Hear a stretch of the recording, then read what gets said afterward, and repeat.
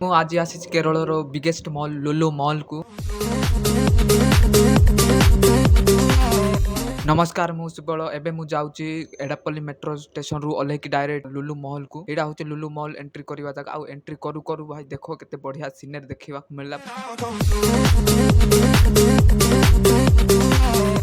ଆଗରୁ ଲୁଲୁ ମଲ୍ ବିଷୟରେ ମୁଁ ବହୁତ କିଛି ଶୁଣିଥିଲି।